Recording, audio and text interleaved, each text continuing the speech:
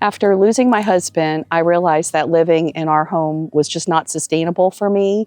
So I turned to tiny living for a fresh start. We had a house that was a rancher, nothing fancy, but it was pretty large, about 3,000 square feet. And we lived on a couple of acres. He took care of everything around the house, cut the grass. I've never cut grass in my life. I will make that confession.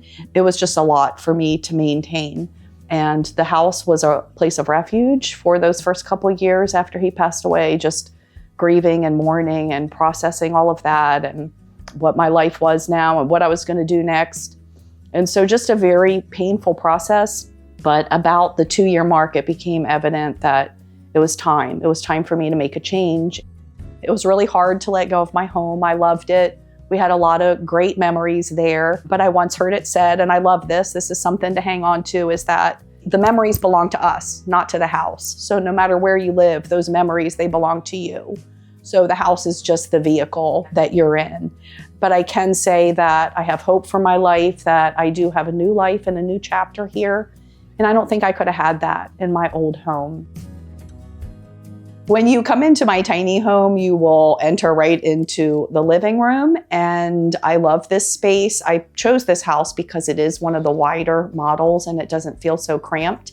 It has really nice windows in here, and with the tall ceilings, depending on the time of year, the lighting is different. I almost wish I would have gotten maybe a transom window on this side of the house.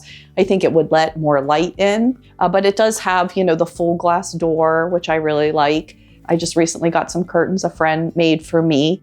I chose not to have a loft because the tiny homes that I toured, I just wasn't crazy about the feeling up there. I even slept in one and I just didn't like it. I felt very closed in, and also the steps are really steep. And so they felt a little sketchy at night. And as a person who has to get up and use the restroom in the middle of the night, it just felt kind of unsafe to me. And so having the high ceilings is just really nice, and it makes it feel larger than it is. It took me a little bit of time to find just the right couch. I actually ordered something else and it was shipped to me and I did not like it. It was way too firm, but I didn't want the whole living room to just be filled up with a couch. So this is a nice love seat. It's not a sleeper sofa. I wasn't able to find one comfortable enough for guests. If you know of one, I'd love to hear. I've been on the search for some time, but I sit here in the evening and relax, and I have a few of my things here, some photos of my family.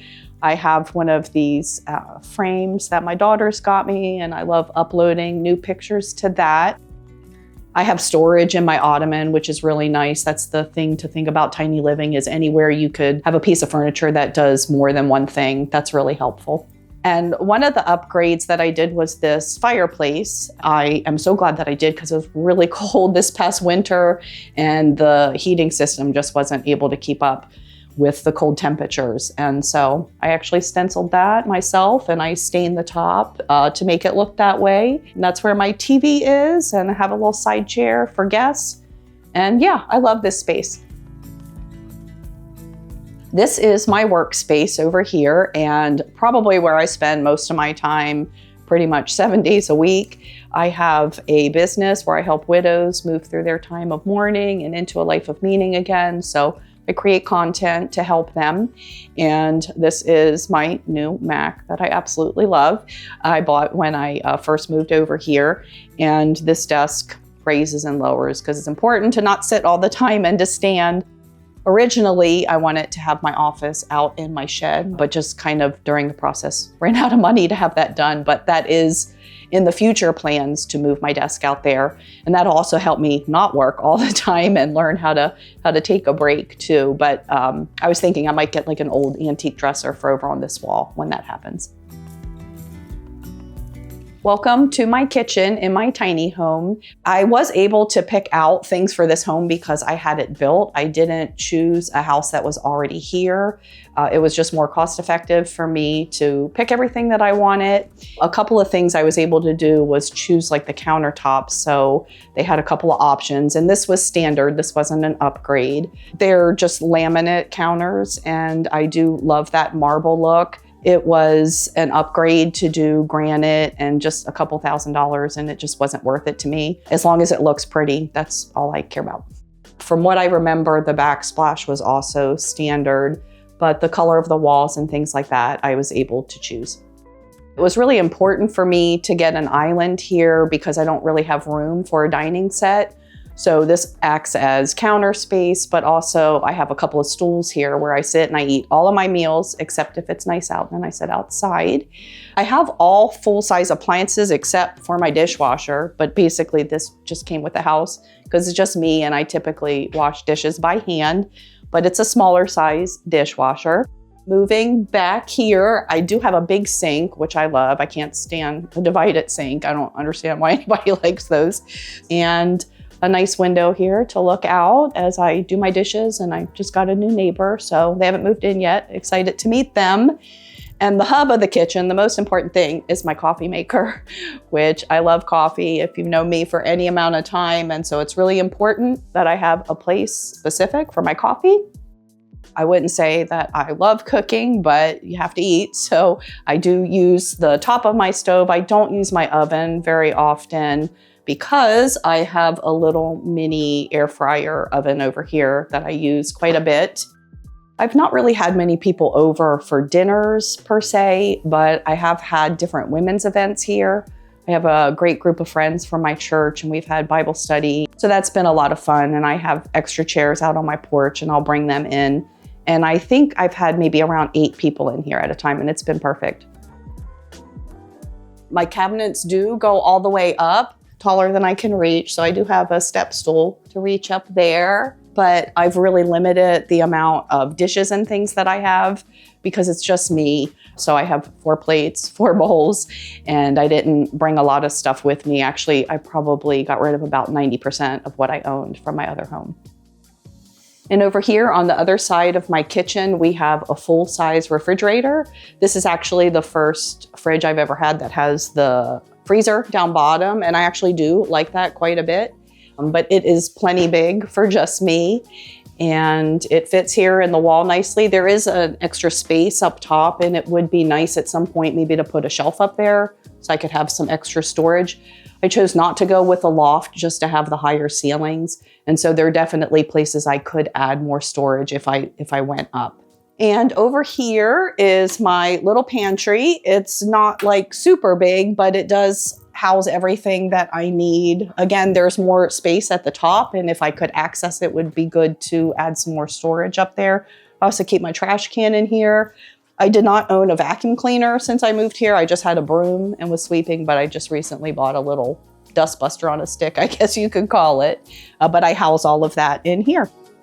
The size of my kitchen in my old home was very large. I did have an island in that and all the appliances that you would need. I raised 3 girls there, so against my better wishes, I did have to cook on a regular basis unless we had fend for yourself night, which we had quite often as my girls were growing up. But this kitchen, basically it has all the same things that my larger kitchen did, and it's just me, so it works just perfectly.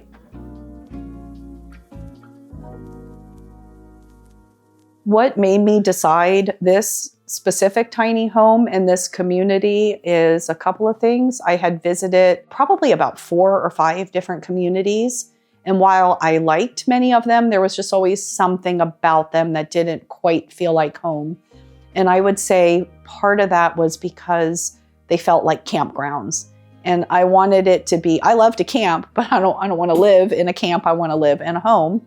And so this community here at Simple Life, it's very much done like a regular neighborhood, just with smaller houses. It's paved roads. Everybody's yards are done nicely. It's like a real community, just tiny. And so that was definitely one thing that I wanted. And then picking out the houses, visiting different ones. I knew I didn't really want a loft. I didn't like that feeling. I didn't like the low ceilings. And I wanted a wide living space. So while my bedroom is tiny and my bathroom is a little smaller than I'd like, I don't spend a ton of time in there. It's out here, my living area. And this is very spacious and I feel very comfortable here. So when I was looking at tiny homes and I came on a tour, I actually came to this community 3 separate times. The last time was to choose my lot. They had existing homes, resales, but just none of them were exactly what I was wanting. And I've never built a house before or had a brand new home. So I kind of liked that idea. And it was actually more affordable to do it that way. I was able to pick everything that I wanted. This particular model, altogether with a couple of upgrades that I did, I believe it was around $166,000. I definitely wanted something affordable. However, as I mentioned about the other thing, about the other communities not feeling quite as nice, the lot rent kind of reflects that. So the lot rent here, while it is high, you do get a lot for it. And it's currently, I know it depends on where your lot is, but mine is around $900 a month. I definitely wanted something that I could pay for outright. I knew I didn't want a lot rent plus a mortgage. And so I wanted to budget just enough to be able to pay for my tiny home and also furnish it as well. Probably the coolest thing about my story of how God kind of solidified my choice was there was a contest on Facebook for Visit Hendersonville, North Carolina. And it was like win a 2-night stay at a lodge and then dinner or some other things. And almost jokingly, I entered that and said to God, okay, if you want me to move here, let me win this. Well, I won. I won the contest. And so I was able to come and visit the area and explore this tiny home community that I'm currently in because of that. So I just thought that was really cool that God did that. And so I love this tiny home. It's definitely a fresh start for me. Not an easy thing. None of this is easy. It's all difficult. It's one step after another. It just felt very empty without my husband, and all my girls were getting older and getting married and moving out. So tiny living was just perfect for me, and it's a chapter of my life. I don't know if it'll be forever, but I'm grateful to be in this home, and I have found a lot of peace here. We are now at my laundry room, if you want to call it that, but it's great because it is a full washer and dryer. I have never had this kind, and it is very nice. I do enjoy that. However, it is a little large for this space. As you can see, it sticks out a little bit from the wall. And I think that I could have it pushed back some, but it would have to be vented differently or something. Just a couple of inches, but every little bit makes a difference when you're in a tiny home. But as you can see, I can fit through the doorway still, so it works. I would definitely recommend having a washer and a dryer. I know some communities maybe have like a space that has washers and dryers, but I just couldn't live without having one in my own home. Welcome to my bathroom. It's not a bad size. You know, different tiny homes have different size bathrooms. However, it is something that's a little bit challenging for me. When I get ready, put my makeup on, do my hair, I really don't have any good place to put my blow dryer and things like that. So I'll just put it in the sink. So I do kind of wish that the countertop extended, and I have seen some that do that. I did order this shelf from Amazon, and that helps a lot with storage. One tip I do have, so like my towel that I use after I shower, I'll just throw it in my dryer and leave it there. And so that's just a little tip. But storage is a little tight, but I just have minimal, I have a couple of towels, and that helps. It has the nice high ceilings again, which is really nice, makes it feel open. And then I do have a shower and a very tiny tub. So when I was touring tiny homes, I definitely wanted a tub. Taking baths, it's kind of funny because it's not something I really ever did before, but when my husband passed away, it was just kind of a good self-care routine that I did. And so having a tub was very important to me. But all the homes I toured, none of them had a tub. And now I know why, because it's so tiny. So I was a little surprised when I got here and saw the size of this tub. So I've only taken a couple of baths. Welcome to my tiny bedroom. And although it is very small, I actually don't mind that at all. It's very cozy in here. I actually have a queen size bed, which is great. And I ordered a bed frame that sits up about 14 inches so I can have good storage underneath the bed. And a little bit of a challenge when I wash my bedding and make my bed, but I just slide it out from the wall and make it. And have a side table here with some baskets that I have my pajamas in and workout clothes. and a very tiny closet, but really it fits everything that I own and it keeps me from buying stuff I don't need. I think I have enough storage for my clothes. I do have my winter things in the shed right now, and as I was sharing about adding some of those shelving pieces in the house, that would help with that eventually, but I do think I have sufficient storage for my clothes. My favorite thing in the bedroom is my gallery wall that I have on this large wall over here, and I picked out different artwork that reminds me of different Bible verses. I typically only use this bedroom for sleeping, but I have been thinking about having a smaller TV installed. There's actually a jack over on this side of the wall, so it'd be kind of nice to just come in here and maybe watch a little TV in the evening, but right now I pretty much just sleep in here. Welcome to my porch. This is one of my favorite things about my tiny home. It's very large. I don't have it screened in, but that is okay. I have a nice ceiling fan and just ample seating out here and a little dining space. So in warm weather, I eat breakfast out here a lot of times. So I'm looking forward to that as the weather is warming up, and trying my hand at some flowers and gardening. Don't have much of a green thumb, but I do my best. These are new, so we'll see how they look in a couple of months. Before I moved into the tiny home, I already had a color scheme picked out. I found one on Pinterest that I really loved, and it was pink and green with some blues. And so kind of funny because I'm not really a pink kind of girl. I've always been a tomboy growing up, but my mom passed away about 6 months before my husband, and she absolutely loved pink, and just something about the tiny home really lent itself to pink. And I think about my mom a lot as I decorate and how much she would have loved all the pink and the touches that I've added. This is my little side patio out here, and this was an upgrade, but I'm really glad that I did it because I spend a lot of time out here. I love to sit in the sun. It just feels so good. And so this was definitely worth it to add this to the house. And one thing that I really wanted when I picked out this house was a shed, and I got the biggest size that they allow. I think it's 10 by 12. And so I plan to use this shed as my office. Just have to add electric and, some different things to do that, but hopefully that'll get done within the next year or so. I wanted to use the shed as my office just to have that separation. I think that's important if you work from home, because as I mentioned before, sometimes I can just get carried away and it'll be 10 o'clock at night and I'll still be working because it's all right there in my living space. So I think it would be really nice to have just a dedicated area to do my work.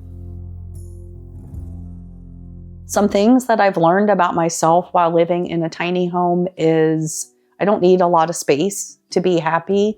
I just want a place that is comfortable and beautiful and homey. I also learned that I can do a lot more than I thought that I could. Actually, just living alone. I've never lived alone before in my life, and so that was a big adjustment, but I am learning that it is a gift and it is a blessing to have that time and to reflect and just have my own space and decorate it the way I want to. I'll always grieve. I'll always have a hole where my husband should be in my heart, but I just needed that fresh start. And it's been really amazing. The people that I've met, the friends that I have developed, and I have just stepped into this next chapter, and I feel like it's exactly what I had needed. Before my husband passed away, I had worked in different women's ministries for many years. It's always been a passion of mine to come alongside women that are hurting and brokenhearted and to help them. If you're interested in learning more about that kind of support, you're a widow, it is specifically for widows. And it's also biblically based. However, it's not a Bible study. It is a grief support group. You could visit theredeemedwidow.com and there's information on there. I also just recently started a YouTube channel and I'm still kind of learning and I'm new. And so I post different videos once a week on different topics. And so you can find me at The Redeemed Widow on YouTube, and then same name on TikTok and Facebook and Instagram. So anyway, thanks for touring my tiny home with me. I hope that you found this information helpful. And if you're thinking about going tiny, I say go for it.